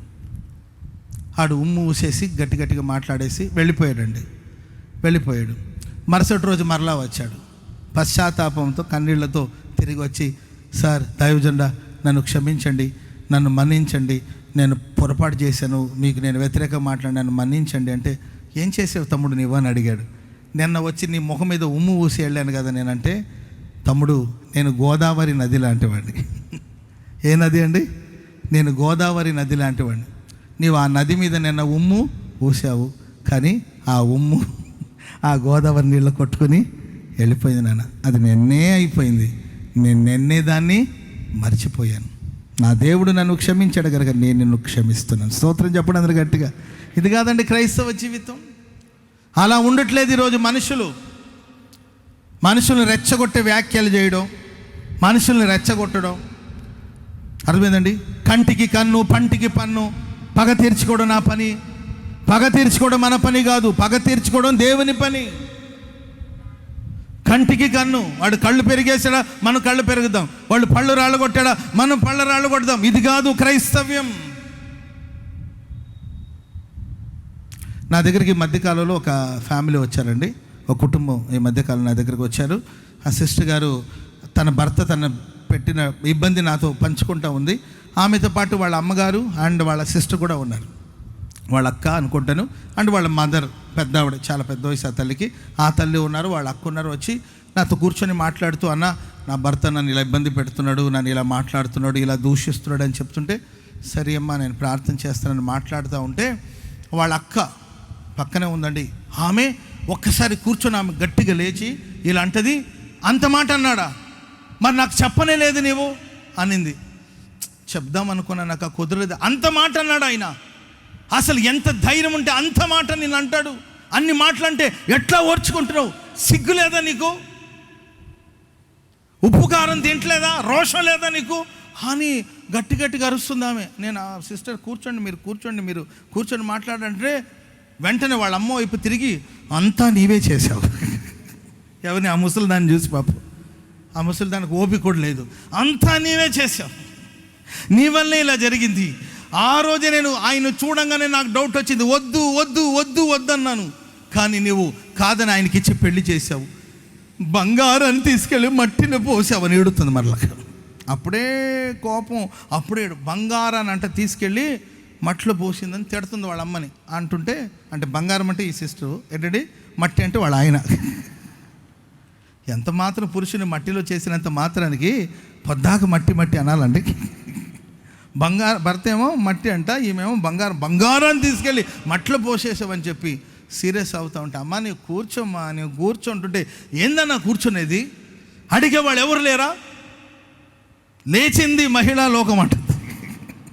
అమ్మా కూర్చోమ్మా, మహిళా లోకం కూర్చో అని కూర్చోమంటే, నన్ను అంటారేంటి పాస్టర్ గారు అంటుంటే, మీకైనా అనిపిస్తుంది, మరి మీరెందుకు పొద్దాక ఆమెను కూసోమన్నారంటే, ప్రియులరా, ఇప్పుడు ఎవరి గురించి ఆమె ఫైట్ చేస్తుందో, ఆమెకు పెళ్ళి అయ్యి 25 ఏళ్ళు అయింది. పెళ్ళి ఎంత ఏళ్ళైందండి? 25 సంవత్సరాలు అయింది. 20 ఏళ్ళు, 23, 22 వయసున్న పిల్లలు ఉన్నారు ఆమెకి. ఇప్పుడు ఆమె వచ్చి ఏదో సమస్య వచ్చి చెప్పేసరికి ఇప్పుడు వాళ్ళ అక్క, ఆమె కూడా దాదాపుగా ఒక 50 సంవత్సరాల పైన ఉంటుంది వాళ్ళ అక్కకి. ఆమంటది అసలు ఊరుకునేది లేదు అసలు. సరే, ఊరుకోకుండా ఏం చేస్తావు చెప్పు, ఊరుకోకుండా ఏం చేస్తావు చెప్పు, అన్ని వాగమని కూర్చో, నీలాంటి వాళ్ళ వల్ల కుటుంబాలు పాడవుతుంది, కూసోమని ఆమెను కూర్చోబెట్టి ఆ తల్లికి నేను 4 మంచి మాటలు వాక్యాన్ని బట్టి కొన్ని మాటలు ఆమెకు చెప్తూ వచ్చాను. వాక్యాన్ని ఆమె శ్రద్ధగా ఆలకించిన తర్వాత ఆమె ప్రార్థన చేసుకు, సరే అన్న, నా మంచి ప్రవర్తన వలన నా భర్తను నేను మంచి దారిలోకి తీసుకొస్తాను. స్తోత్రం చెప్పండి అది గట్టిగా. హల్లెలూయా. వాక్యోపదేశం లేకుండానే నా మంచి ప్రవర్తన వలన నా భర్తను మంచి మార్గంలో నేను తీసుకొస్తాను, దేవుని మందిరాన్ని తీసుకొస్తాను. మీరు చెప్పిన మాటలను బట్టి నాకు నిరీక్షణ కలిగింది కనుక విడిపోవాలి, విచ్ఛిన్నమైపోవాలని కాదు, కలిసి ఉండాలి, సమాధానంగా ఉండాలని కోరుకుని ఇక సమాధానపు త్రోవలు నేను నడుస్తాను. ఈ రాత్రి నేను ఆరాధిస్తున్న యేసుక్రీస్తు ప్రభులు వారు సమాధానపు త్రోవలు మనం నడవాలి, సమాధానపు మార్గంలో మనం నడవాలి, మన పాదములు సమాధానపు త్రోవలు నడవాలనే ఆయన వాత్సల్యత గల దేవుడుగా మన వైపు తిరుగుతున్నాడు. పైనుండి ఆయన మనకు ఒక అరుణోదయ దర్శనాన్ని ప్రసాదించాడు. ఎందుకంటే మన పాదములు సమాధానపు త్రోవలు నడవాలని. మరి ఈ రాత్రి సమాధానం కలిగి ఉన్నారా? ఒకటే గొడవలు, ఒకటే పోరాటాలు, ఒకటే సమస్యల మధ్యలో ఒకవేళ సతమతం అవుతున్నావా? సమాధానపు స్థితిని కాపాడుకుంటున్నావా? తీర్మానం చేసుకో. వాత్సల్యత గల దేవుడు నీ హృదయంలో సమాధానాన్ని స్థిరపరచాలని ప్రభు కోరుకుంటున్నాడు. స్తోత్రం చెప్పండి అందరూ గట్టిగా. హల్లెలూయా. ఆ సమాధానం ఆయన పాదాల దగ్గర మనకు దొరుకుతుంది. ఆ వాత్సల్యపూర్ణుడైన యేసుక్రీస్తు పాదాల దగ్గర ఆమె కూర్చున్నప్పుడు మరియా ఎంతో ప్రశాంతంగా ఉంది, ఎంతో సమాధానంగా ఉంది. మార్తా వచ్చి దేవుణ్ణి దూషిస్తుంది, మరియాని దూషిస్తుంది. ప్రియులారా, ఈ చోట నేను గమనించింది ఏంటంటే, ఎన్ని మాటలు ఆమె మాట్లాడుతున్నా కూడా ఒక్క మాట కూడా సమాధానం చెప్పలేదు మరియా. ఎందుకంటే ఆమె ఉత్తమమైన దాన్ని ఏర్పాటు చేసుకునింది. అది ఆమె యొద్ద నుండి తీసివేయబడదు. ఆయన పాదాల దగ్గర కూర్చోడం నేర్చుకునింది. ఆ వాత్సల్యపూర్ణుడైన దేవుని పాదాల దగ్గర కూర్చోడం నేర్చుకునింది. వాత్సల్యపూర్ణుడైన దేవుడు ఆమె వైపు తిరిగి ఉన్నాడు. యేసుక్రీస్తులో ఉన్న అదే సమాధానం, ఆయనలో ఉన్న ఆ శాంతి, ఆయనలో ఉన్న అదే సమాధానం మరియాలో మనం చూస్తున్నాం. తిరగబడలేదు, నన్ను ఎందుకు నిందిస్తున్నావని అనలేదు, నన్ను ఎందుకు అంటున్నావని మాట్లాడలేదండి. మౌనంగా ఆయన పాదాల దగ్గర కూర్చుని, మనం మౌనంగా ఉంటే మన పక్షాన దేవుడు వాదిస్తాడు. ఆమె చెప్పండి అందరు గట్టిగా, చెప్పండి గట్టిగా హల్లెలూయా. లేదు, నేనే వాదించుకుంటున్నట్టు వాదించుకో, నేనే తీర్పు తీరుస్తానంటే తీర్పు తీర్చుకో, నేనే వ్యాజ్యమాడుతానంటే వ్యాజ్యమాడుకో. నా పక్షాన నా దేవుడు మాట్లాడతాడు, నా పక్షాన నా ప్రభు నిలబడతాడు. మరియా తన నిర్దోషత్వాన్ని చాటి చెప్పాలని, తన నిర్దోషత్వాన్ని నిరూపించుకోలేని మరి ఏమాత్రం ప్రయత్నించలేదు. ఆయన పాదాల దగ్గర కూర్చొని ఉందండి. ఆమె పక్షాన ప్రభు ఏం మాట్లాడు, మార్తా ఎందుకు అలా బిహేవ్ చేస్తున్నావు? విస్తారమైన పని పెట్టుకున్న చేత నువ్వు తొందరపడుతున్నావు. ఇది కాదు అవసరమైనది, నీవు ఎంపిక చేసుకునేది అది శ్రేష్టమైనది కాదు, యోగ్యమైనది కాదు, ఉత్తమమైనది కాదు. అదిగో మరియా నా పాదాల దగ్గర కూర్చున్నది. ఆమె ఉత్తమమైనదని ఏర్పరచుకున్నది. అది ఆమె ఎద్దు నుండి తీసివేయబడదు. కనుక ప్రియమైన వాళ్ళరా, దేవుడు వాత్సల్యపూర్ణుడు. ఈ ప్రశస్త రాత్రి ఒకటి, నీ జీవితంలో అగ్ని ప్రాకారంగా ఉండాలని కోరుకుని నేను ప్రభు కాపాడబోతున్నాడు. రెండవదిగా దేవునికి సమాధానాన్ని ప్రసాదించబోతున్నాడు. ఇక్కడ నుండి మీరు బయలుదేరి వెళుతున్నప్పుడు సమాధానంగా తిరిగి వెళ్ళబోతున్నారు. హల్లెలూయా. నెమ్మదిగా తిరిగి వెళ్ళబోతున్నారు. సమాధానపు త్రోవలో దేవుడిని నడిపించును గాక. ఒక్క చిన్న మాట చెప్పి నేను ముగిస్తాను. కీర్తన గ్రంథం 116వ కీర్తన, 5-6 వచనాలు చదవండి, ముగించేస్తాను. యెహోవా దయాళుడు, నీతిమంతుడు, మన దేవుడు వాత్సల్యత గల దేవుడు. యెహోవా సాధువులను కాపాడుతాడు. నేను కృంగి ఉండగా ఆయన నన్ను రక్షించెను. నా ప్రాణమా, యెహోవా నీకు క్షేమమును విస్తరింపచేసి ఉన్నాడు. తిరిగి నీ విశ్రాంతులు నువ్వు ప్రవేశించు. ఆయన వాత్సల్యత గల దేవుడు అండి. భక్తుడు ఇలా అంటాడు, నా ప్రాణమా యెహోవా నీకు క్షేమమును విస్తరింపచేసి ఉన్నాడు. మూడవదిగా మనం ఆరాధిస్తున్న దేవుడు మనకు క్షేమాన్ని కలుగు చేయబోతున్నాడు. ఆయన తప్ప వేరొక క్షేమాధారం ఏది మనకు లేదు. ఒకప్పుడు క్షేమంగా, సొగసుగా, వైభవంగా బ్రతికిన యోబు జీవితంలో ఒకప్పుడు క్షేమంగా బ్రతికినవాడు. యోబును చూసిన వాళ్ళందరూ అదృష్టవంతుడు అదృష్టవంతుడు అని చెప్పేవాళ్ళు. ప్రియులారా, ఆయన పెట్టిన అడుగెల్ల నేతిలో పడ్డట్టు, తన పిల్లలు తన చుట్టూ ఉన్నట్లు, దేవుని రహస్యం తన గుడారం మీద ఉన్నట్లు యోబే చెప్తారు. శ్రేష్టమైన ఆశీర్వాదాలతో ఒకప్పుడు కొనసాగించబడినప్పటికీ ప్రియమైన వాళ్ళరా, తన క్షేమమంతా పోగొట్టుకొని, తన ఆశీర్వాదం అంతా పోగొట్టుకొని, తన సమృద్ధిని పోగొట్టుకొని, దేహంలో అనారోగ్యాన్ని తెచ్చుకొని, అపవాది చేత పీడించబడుతూ భయంకరమైన పరిస్థితుల్లో కొనసాగించబడిన యోబు జీవితంలో ప్రియులరా, దేవుడు వాత్సల్యపూర్ణుడుగా దేవుడు ప్రత్యక్షమయ్యాడు. వాక్యం సెలవిస్తుంది, దేవుడు యోబు క్షేమస్థితిని విస్తరింపచేశాడు. తను పోగొట్టుకున్న వాటన్నిటిని రెండంతలుగా దేవుడు తిరిగి దయచేశాడు. స్తోత్రం చెప్పండి అందరూ గట్టిగా.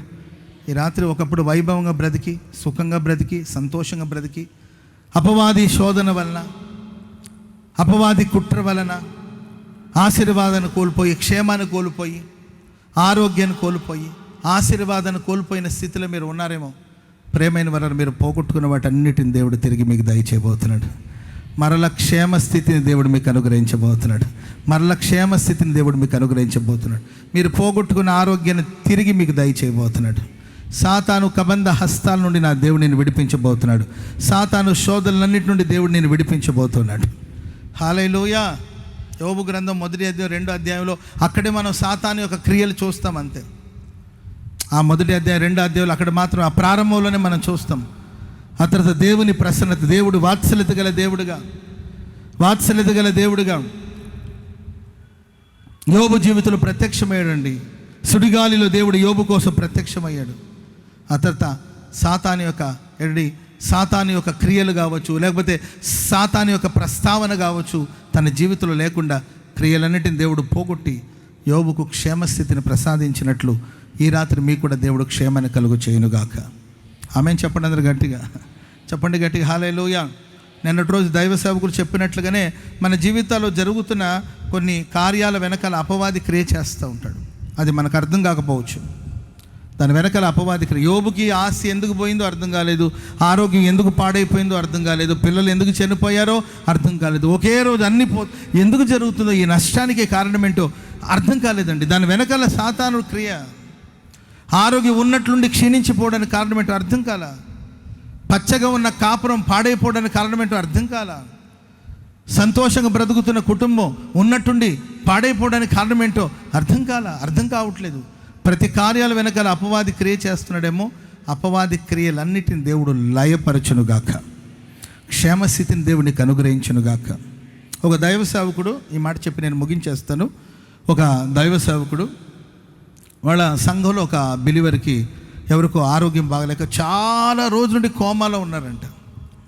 చాలా రోజుల నుండి కోమాలో ఉన్నారు. హాస్పిటల్లో ఉన్నారు, వైద్యం చేస్తున్నారంటే చాలా కాలం నుండి కోమాలో ఉన్నారు. చివరికి డాక్టర్లు అన్నారు, ఇక ఎన్నాళ్ళు ఎంతకాలం పెట్టుకున్నా ఇక బాడీలో ఉన్న ఏ ఆర్గాన్స్ సరిగా పని చేయట్లేదు, బాడీ కూడా ట్రీట్మెంట్కి సహకరించట్లేదు, కాబట్టి మీరు ఎంతకాలం హాస్పిటల్లో పెట్టుకున్నా మీకు ఇబ్బంది, కాబట్టి మీరు బాడీని ఒక రకంగా చెప్పిన డెడ్ బాడీ ఆల్మోస్ట్ వాళ్ళు మరణించినట్లుగానే, కాబట్టి మీరు తీసుకెళ్ళిపోండి అని చెప్పారంట. వెంటనే ఆ ఫ్యామిలీ పాస్టర్ గారికి ఫోన్ చేశారు.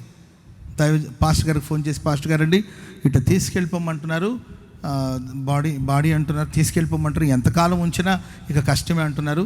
సో తీసుకెళ్ళిపోయి ఆ తర్వాత దేవుడు ఎలా పెడతాడో ఎలా ఉంటుందో అలా జరుగుతుంది, తీసుకెళ్దాం అనుకుంటాం. కొంచెం మీరు అందుబాటులో ఉంటే కొంచెం వచ్చి హాస్పిటల్లో ప్రార్థన చేస్తే మేము ఈయన డిశ్చార్జ్ చేసి ఇంటికి తీసుకెళ్దాం అనుకుంటున్నాం అని. ఆల్మోస్ట్ వాళ్ళు చనిపోయినట్టే.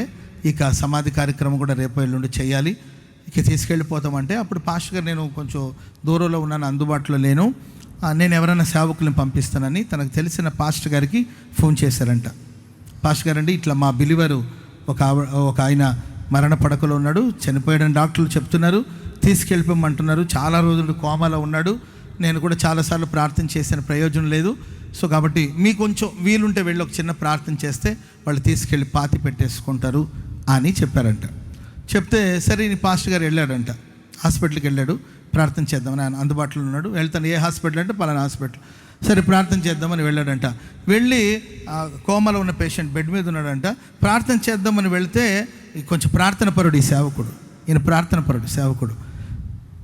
ఆ పేషెంట్ తల దగ్గర ఒక దయ్యం నిలబడి ఉందంట. మనోనేత్రాలు వెలిగించబడిన వాళ్ళకి తెలుస్తుంది.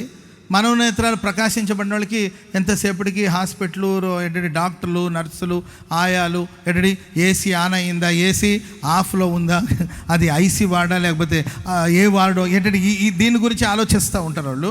ఈయన వెళ్ళి చూస్తే తల దగ్గర ఒక దయ్యం నిలబడిందంట. ఈయన ఏంటి మనిషి చనిపోయానన్నారు, మరి దయ్యం నిలబడింది ఇక్కడ ఏంటని ఆయన చూస్తే, ఏయ్ సాతానా, దయ్యమా, ఇక్కడేం చేస్తున్నావు నువ్వు, యేసు నామములో ఆజ్ఞాపిస్తున్నావు, దయ్యమా పో బయటికి అని గద్దించాడంటండి. దయ్యం ఈ దైవ సేవకుడిని చూడంగానే ఆ కిటికీలు ఉండి అట్లా బయటికి వెళ్ళిపోయిందంట.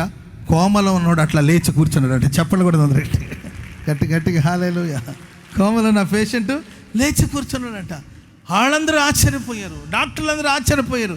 ఇది ఎలా సాధ్యం? సాతానుడు ఆ వ్యాధి వెనకాల క్షేమం లేకుండా, ఆరోగ్యం లేకుండా, సమృద్ధి లేకుండా సాతానుడు బంధించి పెట్టాడు. చాలా కాలం ఉండి అతన్ని ఏంటంటే కోమాలో ఉంచాడు. ఇక అయిపోయింది, ఇక అతన్ని తీసుకువెళ్ళడానికి సాతానుడు సిద్ధంగా ఉన్నాడు. అదే సమయానికి ఒక దైవ భక్తి కలిగిన దైవజనుడు అక్కడికి రావడం, ఆ సాతాన్ని గద్దించడం, అపవాది తొలగిపోవడం, కోమాలో ఉన్నాడు లేచి కూర్చున్నాడంటే. స్తోత్రం చెప్పండి అందరూ గట్టిగా హల్లెలూయా. ఈ ప్రశస్త రాత్రి క్షేమం లేదా? ఒకప్పుడు ఎంత క్షేమంగా ఉన్నారు, ఎంత సొగసుగా ఉన్నారు, ధాన్య ద్రాక్షారసం చేత వాళ్ళ యవన స్త్రీలు యవనులు వృద్ధి పొందుతున్నారని సాక్ష్యం పొందిన నీ జీవితాల్లో ఈరోజు క్షేమం లేదా? ఈరోజు సొగసు లేదా? ఈరోజు ఆదరణ లేదా? అపవాది పీడిస్తున్నాడా? సాతానుడు వేధిస్తూ ఉన్నాడా? క్షేమం కరువైపోయిందా? కలవరాల మధ్యలో బ్రతుకుతున్నావా? అరికాలు మొదలుకు నడునెత్తి వరకు స్వస్థత లేదా? ఆరోగ్యం లేదా? పలు విధమైన రోగాలు, పలు విధమైన రోగాలు, ఒక రోగం తర్వాత ఒకటి, ఒక వ్యాధి తర్వాత ఇంకొకటి, ఇలా వ్యాధులు నిన్ను వెంటాడుతుందా? దేహం క్షీణించిపోతుందా? కలవరపడద్దు. వాత్సల్యత గల దేవుడిని ఈ రాత్రి నీ వైపు తిరుగుతున్నాడు. నీ క్షేమస్థితిని దేవుడు మరలా నీకు రప్పించబోతున్నాడు. చెప్పలు కూడా మొదలు గట్టిగా. క్షేమాన్ని విస్తరింపచేయబోతున్నాడు. భక్తుడు ప్రార్థన చేస్తాడు. ఆయన వాత్సల్యత గల దేవుడు, ఆయన నీతిమంతుడు, ఆయన వాత్సల్యత గల దేవుడు, ఆయన దయాళుడు. నా ప్రాణమా నువ్వు భయపడవద్దు. ఆయన నీకు క్షేమాన్ని విస్తరింపచేస్తాడు, నీకు ఆరోగ్యాన్ని విస్తరింపచేస్తాడు, నీ క్షేమస్థితిని నీకు మరలా దయచేస్తాడు. యోబు జీవితంలో దేవుడు క్షేమస్థితిని మరలా రప్పించగా, ఆయన పోగొట్టుకుని వాటన్నిటిని రెండంతలుగా దేవుడు దయచేయగా, ఎవరెవరైతే దూషించి దుర్భాషలు మాట్లాడి దూరం అయిపోయారో వాళ్ళందరూ మరలా యోబు దగ్గరికి తిరిగి వచ్చినట్లు వాక్యలు మనం చూస్తున్నాం. యోబు జీవితంలో జరిగిన పోరాటాలు ఇవన్నీ కూడా బైబిల్ పండితులు చెప్తారు. మొత్తం టోటల్ ఎన్నాళ్ళు ఆయన కష్టపడ్డాడు, ఎన్నాళ్ళు బాధలు పడ్డాడు, ఎన్నాళ్ళు వ్యాధులతో అల్లాడిపోయాడు అంటే ఒక 6 నెలలు ఉందంట ఆయనకి శ్రమలు. ఎన్ని నెలలండి? కేవలం ఒక 6 నెలలు, చాలా తక్కువ సమయం. ఆ శ్రమలన్నీ దాటిన తర్వాత దేవుడు దీర్ఘాయువు చేత యోబును తృప్తిపరిచాడు. స్తోత్రం చెప్పండి అందరూ గట్టిగా. చులకని శ్రమ. ఈరోజు శ్రమలో ఉన్నారా? క్షేమం లేదా? చిన్న సమస్యలు, చిన్న పోరాటాలు, ఇది కొంతకాలమే. ఇది శాశ్వత కాలం కాదు, ఇది కొంతకాలమే. ప్రియులరా, నా దేవుడు ఆయన వాత్సల్యత గల దేవుడు, క్షేమాన్ని విస్తరింప చేయబోతున్నాడు. శాశ్వత కాలం దేవుడు నేను ఆశీర్వదించబోతున్నాడు. యోబు తన పిల్లల తరాన్ని చూసే భాగ్యాన్ని దేవుడు ప్రసాదించాడు. దీర్ఘాయువు చేత దేవుడు నిన్ను తృప్తిపరచునుగాక. ప్రార్థన చేసుకుందాం. దయచేసి అందరూ లేచి నిలబడండి. ప్రార్థన చేసుకుందాం. దయచేసి అందరూ లేచి నిలబడండి. ఎక్కడ వాళ్ళు అక్కడే లేచి నిలబడండి. ఆకాశ వైపు చేతులెత్తి ఒక చిన్న ప్రార్థన చేసుకోబోతున్నాం. వాత్సల్యపూర్ణుడా, ప్రేమాస్వరూపుడా, మీ శ్రేష్టమైన పరిశుద్ధ పుణ్యనామానికి స్తోత్రాలు చెల్లిస్తున్నాం. రాజమండ్రి పట్టణాన్ని మీరు ప్రేమించి దైవ సేవకులను ప్రేరేపించి ఏర్పాటు చేసినటువంటి 2 రోజుల సభలను మరింత మహిమకరంగా, అత్యంత ఆశీర్వాద కారణంగా జరిగించినందుకై మీకు కృతజ్ఞతాస్తుతులు చెల్లిస్తున్నాను. వాతావరణాన్ని అనుకూలపరిచి, పరిస్థితులన్నీ అనుకూలపరిచి, ఆటంకాలు, అవరోధాలు, అంధకార శక్తుల అధికారం నిర్మూలపరిచి మీకు మరింత మహిమ కలుగునట్లుగా ఈ సభలను జయప్రదంగా జరిగించినందుకై మీకు కృతజ్ఞతాస్తుతులు చెల్లిస్తున్నాం తండ్రి. మీరు తోడుకుని వచ్చిన అశేష ప్రజావాహినిని బట్టి మీకు కృతజ్ఞతాస్తుతులు స్తోత్రాలు చెల్లిస్తున్నాం తండ్రి. వచ్చిన బిడ్డలందరినీ ఉద్దేశించి మీ దాసులను సిలువ చోట్న మరుగుపరిచి మీరు అందించిన అమూల్యమైన సందేశాన్ని బట్టి మీకు స్తోత్రం స్తోత్రం స్తోత్రం చెల్లిస్తున్నాం తండ్రి. వాత్సల్య పూర్ణుడిగా మీరు మీ ప్రజల తట్టు తిరిగి మీరు చేయబోతున్న ఘన కార్యాలను గూర్చి, ఆశ్చర్యమైన కార్యాల గురించి మీరు ముచ్చటించినందుకై మీకు వందనాలు చెల్లిస్తూ ఉన్నాను తండ్రి. ఇక మీదట ఈ రాజమండ్రి పట్టణం పరిసర ప్రాంత ప్రజలు భాగ్యముతో మరి ఎక్కువగా నింపబడుదురుగాక. ఆర్థిక ఇబ్బందులన్నీ తొలగించబడి, ఆర్థికంగా స్థిరపరచబడి, అన్ని విషయాలలో ఆశీర్వదించబడి, వర్ధిల్లి అభివృద్ధి చెంది ఆశీర్వాదకరంగా జీవించున్నట్లుగా ఈ పట్టణాన్ని, ప్రజలను, సంఘాన్ని మీరు కోరుకుని ఓదార్చి ఆదరించి మీ హృదయంలోని దివ్య వాక్కులను తెలియపరిచినందుకై మీకు స్తోత్రం చెల్లిస్తున్నాను. వాత్సల్య పూర్ణుడుగా బిడల జీవితాలలో బాహు చాపి బలమైన గొప్ప కార్యాలు చేయటానికి ఇక మీదట యెరూషలేము చుట్టూ అగ్ని ప్రాకారంగా ఉండి దాని మధ్యను మహిమకు కారణంగా ఉంటానని అభయమిచ్చిన గొప్ప దేవుడు తండ్రి.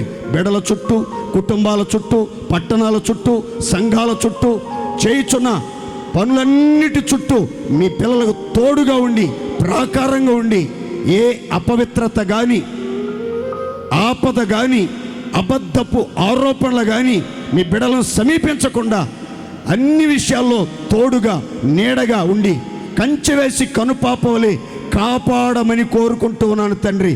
మీ బిడలను, వారి కుటుంబాలను, కలిగిన సమస్తాన్ని కంచె వేసి కాపాడండి ప్రభువా. అన్ని విషయాల్లో భద్రంగా కాపాడమని కోరుకుంటూ ఉన్నాను తండ్రి. మీ స్తోత్రం నాయన.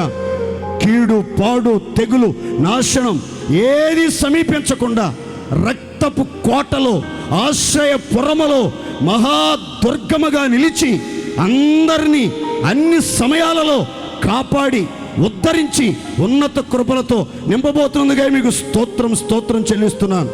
మహావాత్సల్యముతో మీ బిడ్డలందరికీ రక్షణ జ్ఞానం ప్రసాదించి, రక్షణతో అలంకరించి, రక్షణ భాగ్యం ప్రసాదించి, రక్షణ ఆనందాన్ని గుండెల్లో కుమ్మరించి ఇక మీదట సమాధాన మార్గాలలో నడిపించుచున్నందుకై మీకు స్తోత్రం స్తోత్రం స్తోత్రం తండ్రి. కుటుంబాల్లో, సంఘాల్లో, సమాజంలో ఎటువంటి అలజడలు, ఆందోళనలు, ప్రతికూల పరిస్థితులు పొడచూపకుండా, యుద్ధ వాతావరణం లేకుండా, రక్తపాతాలు లేకుండా అన్ని చోట్ల హృదయాలలో సమాధానం, సరిహద్దుల్లో సమాధానం, కుటుంబాల్లో సమాధానం, సంఘాల్లో సమాధానం, అందరినీ సమస్త జ్ఞానమునకు మించిన సమాధానం ఏలుబడి చెయ్యునుగాక. నది వలె సమాధానం ఒక్కొక్కరి కుటుంబాలలో ఇక మీదట పొర్లిపారి ప్రవహించునుగాక. పూర్ణ శాంతితో బిడ్డలు కాపాడబడుదురుగాక. అట్టి గొప్ప కార్యాలు మీరు చేయబోతుందో స్తోత్రం తండ్రి. వాత్సల్య పూర్ణుడా, దయాదాక్షిణ్య పూర్ణుడా, ఒక్కొక్కరి ప్రాణములో క్షేమాన్ని విస్తరింప చేయమని కోరుకుంటున్నాను. ఎంతమంది ప్రాణ బాధలతో, అస్వస్థతతో, అనారోగ్యంతో, వ్యాధులతో పోరాడుతూ బలహీన స్థితిలో, కృంగిన స్థితిలో ఉన్నారో అట్టి బిడలను ఒక్కసారి దృష్టించండి. వాత్సల్యముతో బిడల తట్టు తిరుగుచున్నదిగా మీకు స్తోత్రం తండ్రి. ఈ సభా ప్రాంగణంలో నిలిచి ఉన్న ఒక్కొక్కరిని మీరు దృష్టించుచున్నదిగా స్తోత్రాలు. లైవ్లో ఈ కార్యక్రమాలను వీక్షిస్తున్న ప్రతి వారి మీద మీరు దృష్టి నిలిపి క్షేమాన్ని విస్తరింపజేయుచున్నదికై స్తోత్రం స్తోత్రం స్తోత్రం చెల్లిస్తున్నాను. సర్వ రోగాలు యేసు నామములో తొలగిపోవునగాక. సంపూర్ణమైన ఆరోగ్యం కలుగునగాక. పూర్ణ స్వస్థత శీఘ్రముగా కలుగునగాక. వ్యాధుల బలం నిర్మూలపరచబడునగాక. క్షేమస్థితిని ప్రసాదించి రెండింతలుగా ఆశీర్వదించి పూర్వపు వైభవం అనుగ్రహించండి. అన్ని విషయాలలో బిడలకు ఆశీర్వాదము, ఆనందము, ఆదరణ, సర్వ సమృద్ధి కలుగునట్లుగా ఈ సభల తర్వాత ఈ పట్టణం దీవించబడేటట్లు, ఈ ప్రాంతంలో ఉన్న ఓసన్న మినిస్ట్రీ పరిచర్య దీవించబడేటట్లు, సేవ నలుదిశలా విస్తరించేటట్లు, విస్తారమైన ఆత్మల సంఘంలో చేర్చబడేటట్లు గొప్ప ఉజ్జీవ జ్వాలలు రగిలించబోతున్నదిగా స్తోత్రాలు. 2 రాత్రులు మీ పక్షాన నిలిచి దైవ సందేశాలు అందించిన సేవకులను బలపరచండి. పరిపూర్ణమైన ఆరోగ్యముతో కృపతో నింపండి. రాకపోకల్లో తోడుగా ఉండండి. బూదిగంతముల వరకు సత్యకృపలో సాక్షులుగా ప్రకాశింపజేసి మీ చిత్తం సంకల్పం నెరవేర్చండి. 2 రోజులు మహామహిమకరంగా ఈ సభలను జయప్రదంగా జరిగించినందుకు కృతజ్ఞతాస్తుతులు చెల్లిస్తూ నజరేయుడైన యేసు నామములో ప్రార్థించి స్తుతించి వేడుకొనుచున్నాము తండ్రి. ఆమేన్. ఆమేన్. మన ప్రభు అయిన యేసు క్రీస్తు కృప, తండ్రి అయిన దేవుని ప్రేమ, పరిశుద్ధాత్ముని సన్నిధి, సముఖము, సహవాసము, సంతోషం ఈ 2 రోజులు సభల్లో పాలు పొందిన ప్రతి బిడ్డకి, సకల పరిశుద్ధులకి, ఆయా ప్రాంతాల నుంచి చేరి వచ్చిన సేవకులకి నిత్య మహిమలో చేరేంత వరకు తోడై ఉండి నడిపించి కాపాడునుగాక. చెప్పండి అందరూ చెప్పాలి. 2 చేతులు పైకెత్తి మొదటి రాత్రి సభ ప్రభు దీవెనకరంగా జరిగించినందుకు స్తోత్రాలు చెల్లిద్దాం. 2 చేతులు అల్లాడించి బలిగా ఊపుతూ చెప్పాలి. అందరు ఈ 2వ రాత్రి సభను కూడా ప్రభు దీవెనకరంగా ఆయన నామ మహిమార్థమై జరిగించినందుకు స్తోత్రాలు చెల్లిద్దాం. స్తోత్రం. కృపాక్షేమాలు మీకు తోడై ఉండును గాక. కృపా సత్యములు మిమ్మల్ని కాపాడును గాక.